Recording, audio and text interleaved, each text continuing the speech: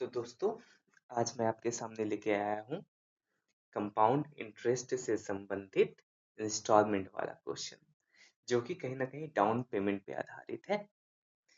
तो क्या होता है ना कि हम एक दुकान पे जाते हैं।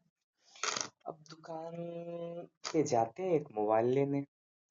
दुकानदार बोलता है कि जो मोबाइल का जो दाम होगा वो होगा 15,000 रुपया, और हम लोग ना 4,500 रुपया ही लेके जाते हैं।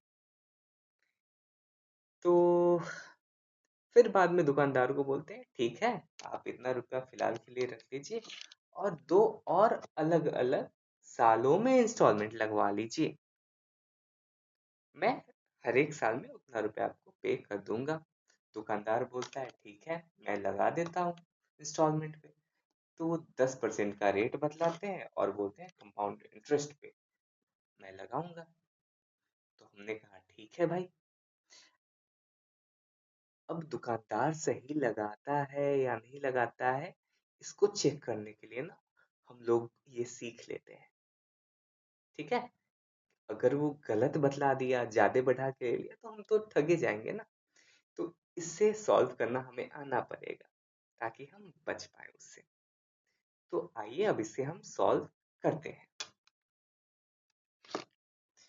हाँ, तो फोन का दाम था टोटल 15,000।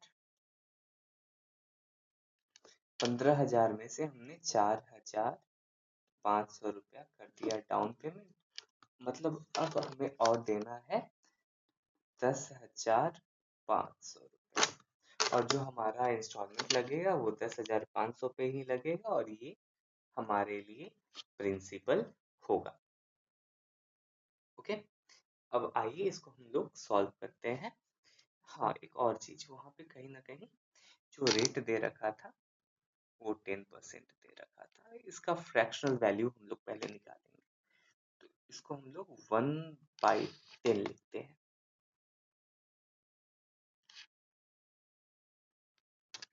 मतलब कि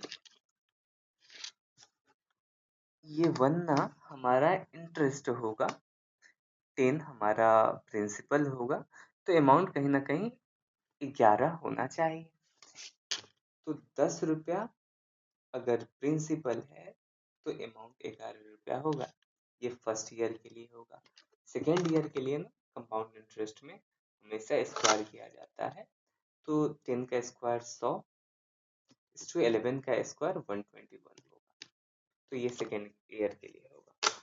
ये जो लेफ्ट साइड वाला जो पोर्शन है ना, इसका सम कहीं ना कहीं प्रिंसिपल को दर्शाता है, और राइट साइड वाले का सम कहीं ना कहीं ईच इंस्टॉलमेंट को दर्शाता है। अब हमें ना बराबर बराबर का इंस्टॉलमेंट देना है। तो ये तो 121 है, ये 11 ही रह गया। तो कहीं ना कहीं इस दोनों को करना होगा हमें बराबर। तो बराबर करने के लिए ऊपर वाले को हम लोग 11 से मल्टीप्लाई करेंगे। तो ये हो जाएगा 11 10 जा 110 इज टू 11 इंटू 11 121। नीचे में तो ऑलरेडी 121 है, तो कुछ करने का जरूरत है नहीं। इधर हो गया 100।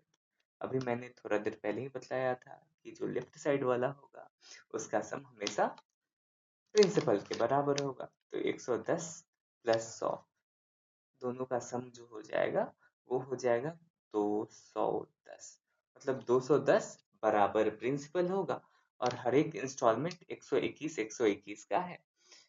तो कहीं ना कहीं हमें 210 का वैल्यू पता है, और वो 210 का वैल्यू है हमारा 10,500 रुपया, जो कि और देना हमें बाकी था। तो करते हैं हम इसे सॉल्व। 210 का वैल्यू 10,500 है। तो एक का जो वैल्यू होगा ना वो होगा 10,500 डिवाइडेड 210। ये एक का वैल्यू आया, लेकिन हमें तो चाहिए 121 का वैल्यू। तो इसको कर लेंगे 121 से मल्टीप्लाई। जैसे ही मल्टीप्लाई करेंगे, जीरो से जीरो खत्म, 21 5 टाइम्स में ये खत्म, तो 5 जीरो आएगा। 50 इंटू 121 अब करते हैं, यही हमारा आंसर होगा तो 0, 5 टू ज़ा 10 कैरी 1, 5 प्लस 1 हो जाएगा हमारा कितना, 6 हो जाएगा। सॉरी कुछ मल्टीप्लिकेशन में गड़बड़ हो गया है, फिर से हम इसे करते हैं। तो 5 1 जा 5, 5 टू जा 10 का 0 कैरी 1, 5 प्लस 1 6 और एक 0 था। तो हमें ना हर एक साल में 6050 रुपया देना होगा, और 6050 एक पहला साल में देंगे, फिर अगला 6050 अगला साल में देंगे। तो ये हमारा कंप्लीट पेमेंट हो जाएगा, वो भी इंटरेस्ट के साथ। धन्यवाद।